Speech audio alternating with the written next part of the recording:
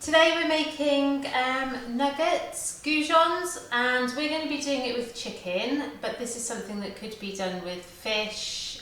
So if you wanted to make some fish fingers, this is a perfect way to do it. And also we've tried it recently with halloumi, which was delicious. So if you wanted a vegetarian alternative, you just substitute the chicken protein for some halloumi protein. Try it with whatever you want to do, really.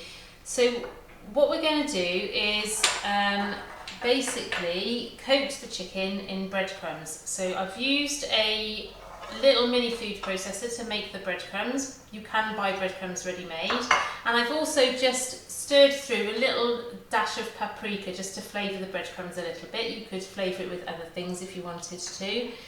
And all we do for these goujons is to take the chicken, dip it in some flour. That helps the egg to stick, and then the egg helps the breadcrumbs to stick. So I've just beaten up 2 eggs in here because we've got quite a lot of chicken. This is 3 chicken breasts here. And I have a baking tray that's been lightly greased, and the oven is already preheating to 180 degrees so that once this is done, we can get them in the oven and cook them there.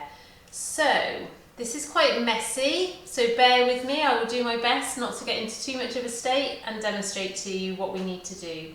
So piece of chicken into the flour, just give it a little dusting of flour, dip it into the egg then,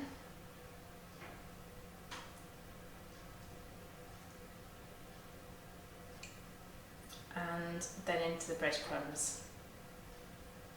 Coat it with the breadcrumbs.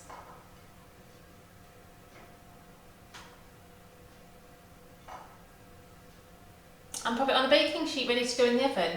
That's it. It's that simple, honestly. The kids will love it, getting their hands dirty. I'm trying to keep one hand for the eggy mixture that's going to get wet and one hand dry in the breadcrumbs. It doesn't always work out so perfectly.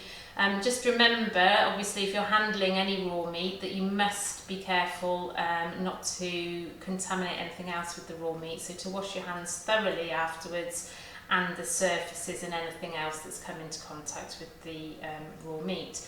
But other than that, there's no worries at all with this. It's a perfectly safe thing to do, an easy thing to do with the children. The whole family can get involved with making it. Okay, so I'm just going to keep going.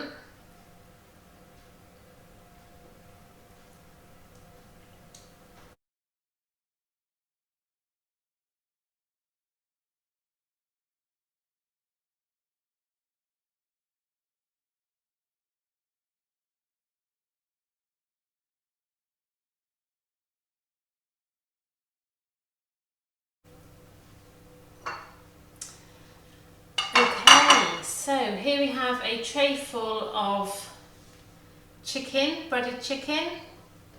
You might be able to see that I've made these quite big, and that's because we're going to put them, almost have them like a burger tonight, so between some bread when they're cooked with some salad. If you were making them more like a nugget for dipping in sauce, then you could obviously make them smaller. The thing is, obviously, depending on how big you've made them, that would depend on the cooking time for these. So I would say probably to start with about 20 to 25 minutes if you're making them quite small, and then probably 30 to 35 if they're a little bit bigger. But what you should do is just when you think that they're ready, when they've gone golden brown, is to cut one open, and it should be white all the way through. If it's white and hot all the way through the middle of the cooked product, then you know that it's ready and safe to eat. You could use a food probe, but most household kitchens don't have those, so honestly just cutting it in half and checking that it's white and hot is okay. So I'm going to pop these into the oven now after I've washed my hands. Just to also say that because we have been handling raw chicken and raw eggs, any breadcrumbs and flour that you've got left over, you can't really save, so that does need to be disposed of, unfortunately. So try not to put too much into the bowl to start with. You can always add a little bit more if you need it. Okay.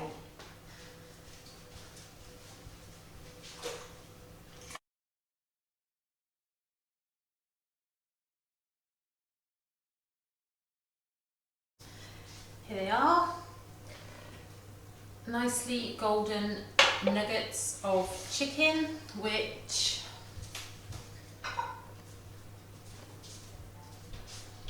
today we're going to serve as chicken burgers.